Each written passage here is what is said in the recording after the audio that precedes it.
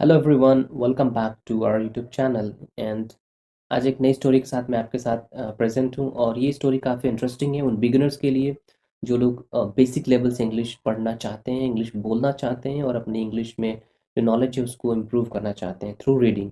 तो चलिए इस सेशन को स्टार्ट करते हैं without wasting a single second. तो आप देख सकते हैं यहाँ पे जो टॉपिक है, जो आपका हेडलाइन है, आप कह सकते हैं जो नेम है स्टोरी का, वो है the last train home. Last train home का मतलब होता है घर की अंतिम ट्रेन। द लास्ट ट्रेन मतलब अंतिम ट्रेन होम, घर जाने की अंतिम ट्रेन। ठीक है, आप देख सकते हैं इस पिक्चर पे भी आप लिखा है द लास्ट ट्रेन होम, जो अंतिम घर जाने की ट्रेन होती है। कभी कभी क्या होता है, जब हम लोग घर जाते हैं तो जो ट्रेन होती है वो उस दिन की सबसे लास्ट होती है। तो इस तरीके से ये स्टोरी है, काफ़ी इंटरेस्टिंग है। पढ़ते हैं, देखते हैं क्या कुछ सीखते हैं इस स्टोरी से। तो स्टोरी कुछ इस प्रकार है, कह रहा है कि डेनियल, डेनियल एक नाम है पर्सन का। ये स्टोरी थोड़ी सी अंग्रेजों वाली है, क्योंकि जो नेम है आपको अंग्रेज जैसा नाम मिलेगा इसमें। रवि, सैम, पिंटू नहीं मिलेगा आपको। तो थोड़ी सी मैं स्टोरी की जो लेवल है वो मैं इंक्रीज़ कर रहा हूँ। इसमें आपको थोड़े से एडवांस वर्ड मिलेंगे, क्योंकि आप एक लेवल के बाद एक तरह के बोरिंग स्टोरीज में आप थक जाते हैं कि सेम वर्ड रिपीट होते हैं रोज़। तो कुछ नया सीखते हैं, कुछ नया वर्ड्स आपको देखने को मिलेगा। कह रहा है डेनियल। डेनियल एक पर्सन का नाम है। स्टूड, स्टूड का मतलब होता है खड़ा हुआ, खड़ा होना। स्टैंड मतलब खड़ा होना। स्टैंड, स्टूड, स्टूड होता है वो आपका सेकंड फॉर्म है, याद रखेंगे। सो डेनियल स्टूड, डेनियल खड़ा था। अब ये इनट्रांजिटिव वर्ब है, ठीक है। यहाँ पे आपको ये नहीं मीनिंग आ रही है कि डेनियल खड़ा था, क्या खड़ा था, नहीं। ये आपका इनट्रांजिटिव वर्ब है, इसके बाद ऑब्जेक्ट बिल्कुल भी नहीं आएगा। तो डेनियल स्टूड, डेनियल खड़ा था एलोन। एलोन का मतलब होता है अकेले।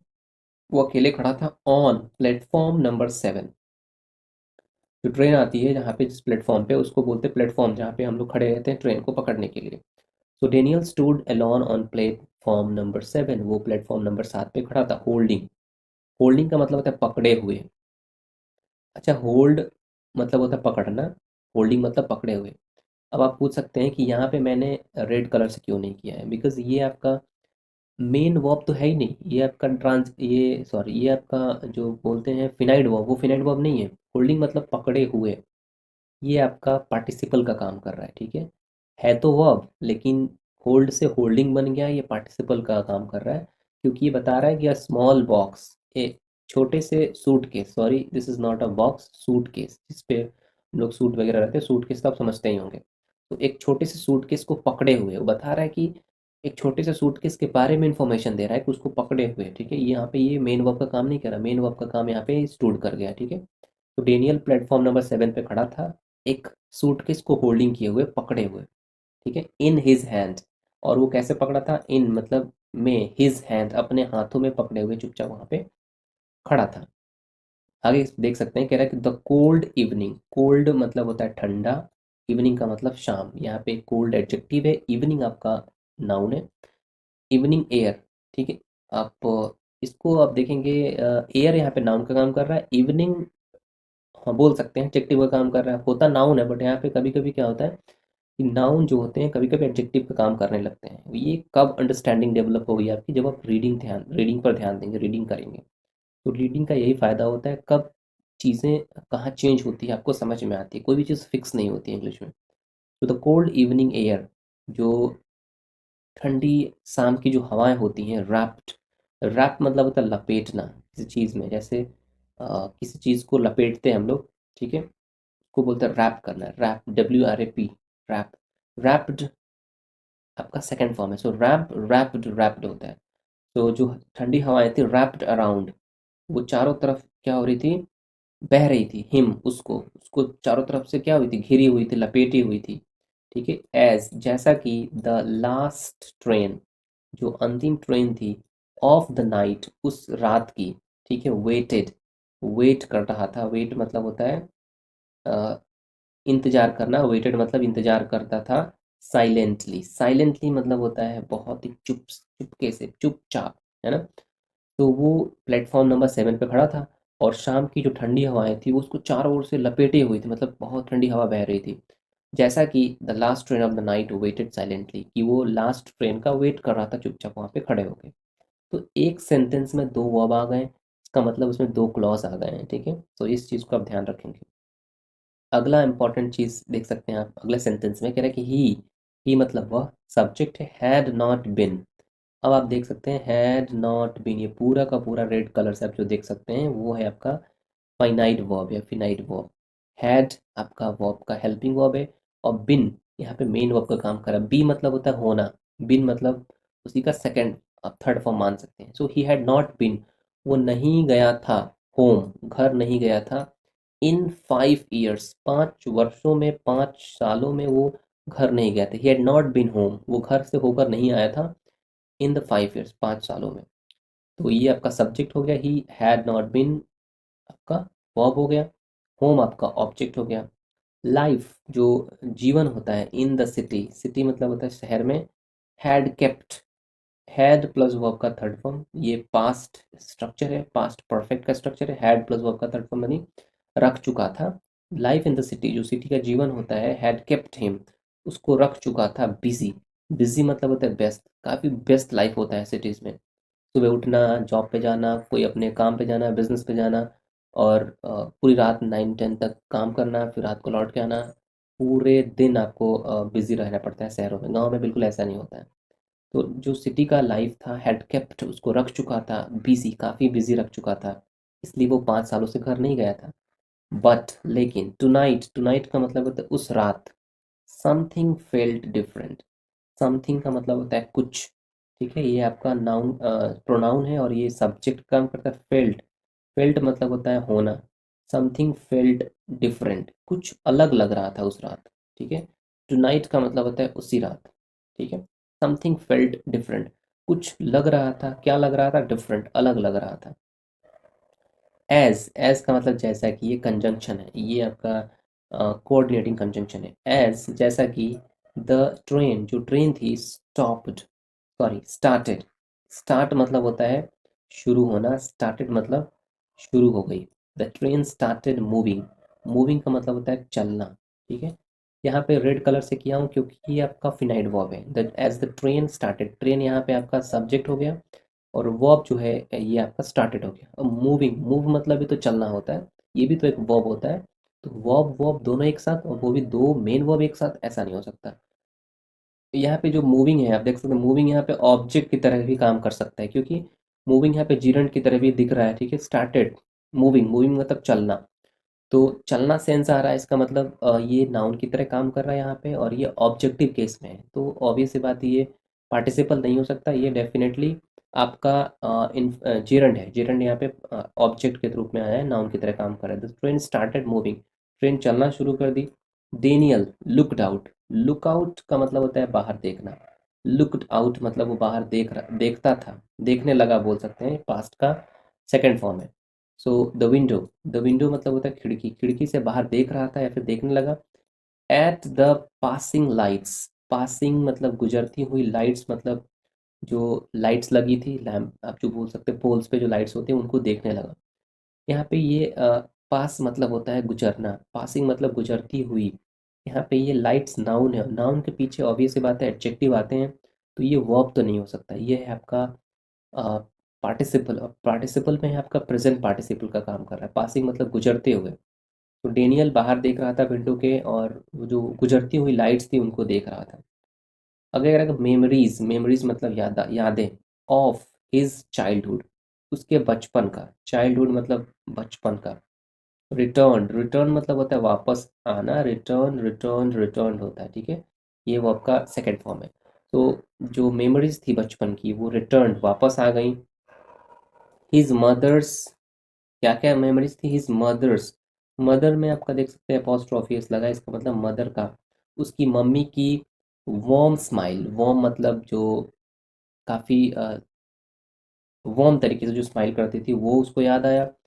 हिज फादर्स, हिज फादर्स आप देख सकते हैं फादर में अपॉस्ट्रोफी एस लगा यहाँ पे, तो फादर की आप बोल सकते हैं, फादर की जो एडवाइस थी, एडवाइस मतलब सलाह थी, वो भी उनको याद आने लगी।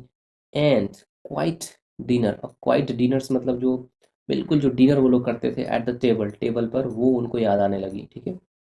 सो आप देख सकते हैं रिटर्न, रिटर्न मतलब वापस आने लगी, क्या वापस आने लगी का सेंस आ रहा है, तो यहाँ पे ये फिनाइट फिनाइट वर्ब है, बट यहाँ पे ट्रांजिटिव वर्ब का भी काम कर रहा है कि उसको बचपन की मेमोरी याद आने लगी, क्या, जिसमें मदर की वार्म स्माइल थी, फादर की एडवाइस थी, और जो डिनर करते थे वो लोग टेबल पे, वो सारी चीज़ें उनको याद आने लगी। आगे कह रहा है कि ही रियलाइज्ड। रियलाइज का मतलब होता है अनुभव होना, एहसास होना, पता लगना, उसको पता चल गया, रियलाइज्ड हो गया, realise realised realised how fast time had passed, कि कितनी जल्दी जो टाइम है वो बीत बीत चुका था, उसको वो रियलाइज्ड हुआ उस टाइम। ठीक है, तो ही रियलाइज्ड, उसको एहसास हुआ, क्या एहसास हुआ, how fast time had past. यहाँ पे ये पूरा का पूरा ऑब्जेक्ट है, आप देख सकते हैं how fast time had past पूरा का पूरा ऑब्जेक्ट है, और ये ऑब्जेक्ट एक क्लॉज बना रहा है, और ये क्लॉज जो है वो यहाँ पे हाउ जो है वो कंजंक्शन का काम कर रहा है, कि कैसे, हाउ फास्ट कितनी, आप कह सकते हैं जल्दी, टाइम जो है यहाँ पे टाइम सब्जेक्ट का काम कर गया, हैड पास्ट बीत चुका है, बीत चुका था, उसको इस बात का एहसास हो गया। जब किसी सेंटेंस में दो हिस्से होते हैं, एक हिस्सा प्रेजेंट सॉरी पास्ट इंडेफिनिट में होता है, तो दूसरा हिस्सा पास्ट परफेक्ट में होता है, तो इस तरीके से भी आप ग्रामर का स्ट्रक्चर देख सकते हैं। ठीक है, across from him, across from him का मतलब उसके जस्ट बगल में, ठीक है, क्रॉस फ्रॉम मतलब उसके जस्ट दूसरे रो में, सैट, सिट मतलब होता है बैठना, सैट मतलब होता है बैठा था। ठीक है, एक बैठ गया, बैठा था, एन ओल्ड वुमेन, या बैठी थी, एंड ओल्ड वुमेन एक बूढ़ी औरत बैठी थी, नीटिंग, निट मतलब होता है बुनना, जैसे स्वेटर बुनना, स्कार्फ बुनना। ठीक है, निट, निट निट निटेड होता है, सो निटिंग बुनते हुए, स्कार्फ, स्कार्फ बुन रही थी। अब यहाँ पे अक्रॉस फ्रॉम हिम, सैट जो है वो यहाँ पे फिनाइड वर्ब का काम कर रहा है, सिट सैट सैट होता है, and old woman knitting, knitting का मतलब होता है बुनते हुए, अ स्कार्फ, स्कार्फ के बारे में एक्स्ट्रा इंफॉर्मेशन दे रहा है, मतलब ये एडजेक्टिव काम कर रहा है, और एडजेक्टिव का काम कर रहा है, तो ये आपका पार्टिसिपल है और प्रेजेंट पार्टिसिपल है, बुनते हुए। ठीक है, आगे कह रहा है कि ही स्माइल्ड, स्माइल का मतलब होता है मुस्कुराना, स्माइल्ड मतलब मुस्कुराई, और वो मुस्कुराई। ठीक है, एंड और मुस्कुराते हुए बोली, सेड, सेड मतलब होता है बोली, से मतलब कहना, सेड मतलब बोली, उसने क्या बोला, गोइंग होम, ऐसे एक तरह से क्वेश्चन पूछ रही है, गोइंग होम क्या घर जा रहे हो, ऐसे नहीं पूछ रही आर यू गोइंग होम, ऐसे नहीं, गोइंग होम घर जा रहे हो, तो ये भी एक तरह का क्वेश्चन ही है, गोइंग होम घर जा रहे हो क्या, ऐसा वो पूछना चाह रही है। जो डेनियल था, डेनियल नॉडेड, नॉड का मतलब होता है कि कोई बात सर हिला के अपना बताना, कि जैसे अगर आप कोई चीज़ चाहते हैं तो ऐसे सर हिला सकते हैं, नहीं चाहते हैं तो नहीं, इसको बोलते हैं नॉट करना। तो डेनियल नॉडेड, डेनियल ने सर हिलाया कि घर जाना, घर जा रहे हैं। तो उस लेडी ने बोला, होम जो घर होते हैं, वेट्स, वेट मतलब होता है इंतजार करना, वेट्स मतलब होता है इंतजार करती हैं, घर इंतजार करते हैं। ये प्रेजेंट इंडेफिनिट का स्ट्रक्चर है, क्योंकि वेट में आप देख सकते हैं एस लगा है, सो होम वेट्स, घर यहाँ पे सिंगुलर नाउन है, और वेट्स यहाँ पे सिंगुलर वर्ब का भी यूज़ किया गया है, प्रेजेंट इंडेफिनिट का स्ट्रक्चर है। होम वेट्स जो घर होती हैं वो इंतजार करती हैं, लॉन्गर देन पीपल थिंक, मतलब जितना लोग सोचते हैं उससे कहीं ज़्यादा जो हमारी घर है वो हमको याद करती है या फिर वेट करती है हमारी। ठीक है, तो द होम वेट्स घर इंतजार करती है, लॉन्गर देन मतलब कहीं ज़्यादा, पीपल थिंक जितना लोग सोचते हैं। शी मतलब वो लेडी, सेड मतलब कही, बोली, सॉफ्टली, बहुत ही विनम्रता से, बहुत ही सॉफ्टली तरीके से, यहाँ पे ये एडवर्ब का काम कर रहा है, बहुत ही सॉफ्टली तरीके से वो बोली कि घर, भले हम घर को याद ना करें बट घर हमारा बहुत लंबे टाइम तक वेट करता रहता है। ठीक है, आगे क्या हुआ, वेन का मतलब होता है जब, यहाँ पे ये क्वेश्चन नहीं पूछ रहा है तो आप कब का सेंस नहीं ले सकते, यहाँ पे ये कंजंक्शन है। वेन द ट्रेन, जब जो ट्रेन थी, रिच्ड, रिच मतलब होता है पहुंचना, रिच, यहाँ पे रिच नहीं है, रिच मतलब अमीर होता है, ये रीच है, रीच। तो द ट्रेन रीच्ड, जो ट्रेन थी पहुंच गई, हिज टाउन उसके कस्बे में पहुंच गई। डेनियल, जो डेनियल था, stepped on to, stepped on to का मतलब होता है उतर जाना, स्टेप ऑन टू का मतलब उतर जाना पैरों से, सीढ़ियों से। स्टेप, स्टेप इनटू का मतलब होता है किसी चीज़ में चढ़ जाना, और स्टेप ऑन टू का मतलब होता है उतर जाना। तो डेनियल स्टेप्ड ऑन टू, ये स्टेप्ड होता है, so Daniel stepped on to the platform, जो डेनियल है वो प्लेटफॉर्म पे उतर गया, चलने लगा। ठीक है, मतलब चल के उतर गया।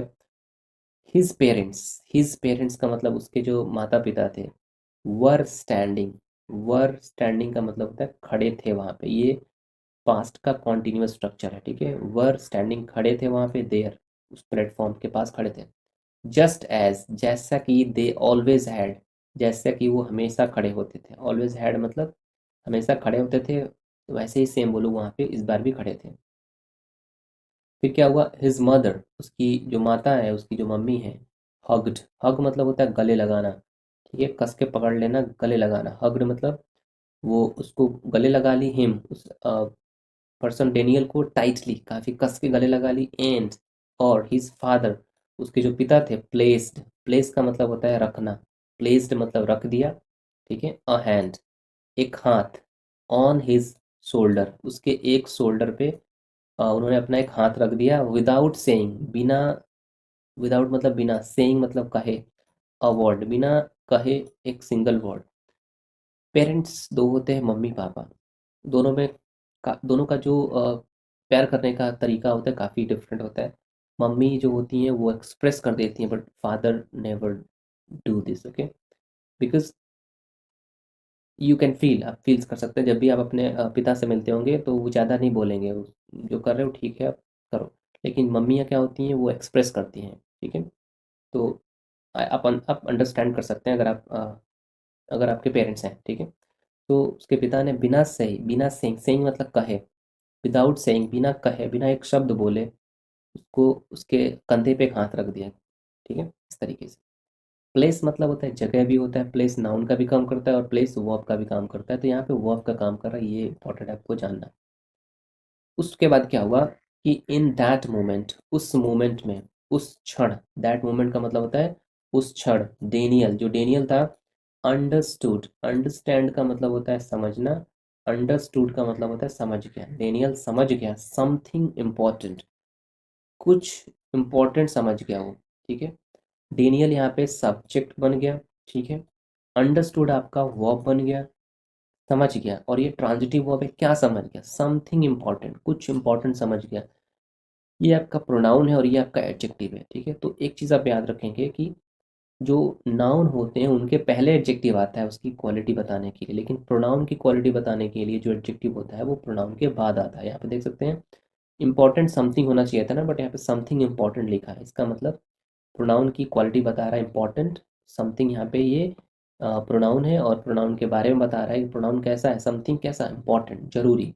सो डेनियल समझ गया, कुछ इंपॉर्टेंट चीज़ समझ गया, क्या समझ गया कि जो सक्सेस होती है, सक्सेस जो सफलता होती है, मीन्स, उसका मतलब होता है लिटिल, एक थोड़ा सा मतलब होता है लिटिल, इफ यू फॉरगेट, कि अगर, यू फॉरगेट, अगर तुम फॉरगेट कर गए, भूल गए हो, वेयर यू बिलोंग, जहाँ पर तुम संबंध रखते हो, जहाँ से तुम हो, जहाँ से तुम्हारी मिट्टी है, मतलब जहाँ से तुम पैदा हुए, अगर तुम उसको भूल गए तो सक्सेस का मतलब कुछ नहीं। इसका ऐसा कहना है, सक्सेस मीन्स लिटिल। लिटिल का मतलब होता है बहुत कम, थोड़ा सा, ना मात्रा, नेगेटिव सेंस दे रहा है। सक्सेस मीन्स मतलब होता है मतलब, सक्सेस का मतलब होता है कुछ नहीं, मतलब सक्सेस होने का मतलब कुछ नहीं है अगर तुम भूल जाते हो। फॉरगेट, फॉरगेट मतलब भूलना, फॉरगॉट मतलब भूल गया, फॉरगेट, फॉरगॉट, फॉरगॉटन होता है, ठीक है। तो सक्सेस का मतलब कुछ नहीं है अगर तुम भूल जाते हो। वेयर, वेयर का मतलब जहाँ, यू बिलोंग, जहाँ से तुम बिलोंग करते हो। तो दिस इज इम्पॉर्टेंट स्टोरी। आप देख सकते हैं नीचे कुछ एक चीज़ लिखा है, मोरल बोल सकते हैं इसको, कह रहा है कि समटाइम्स, समटाइम्स का मतलब होता है कभी कभी। The most important, most important का मतलब होता है जो सबसे ज़रूरी चीज़ होती है, इम्पॉर्टेंट जर्नी होती है, जर्नी मतलब यात्रा। ये जर्नी आपका नाउन है, इम्पॉर्टेंट आपका एडजेक्टिव है, मोस्ट भी आपका एडजेक्टिव का डिग्री है। द मोस्ट इम्पॉर्टेंट जर्नी, जो सबसे इम्पॉर्टेंट जर्नी होती है, इज़, वो होती है, इज़ यहाँ पे हेल्पिंग वर्ब का काम, मेन वर्ब का काम कर रहा है, नॉट फॉरवर्ड। कह रहा है कि फॉरवर्ड मतलब होता है आगे।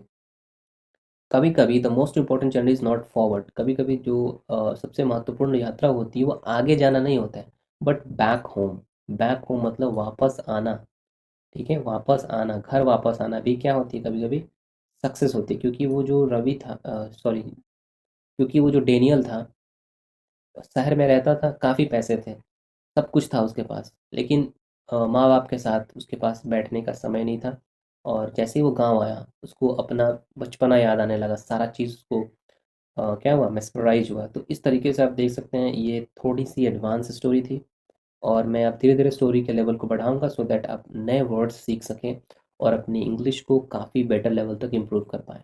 So I hope you enjoyed this video.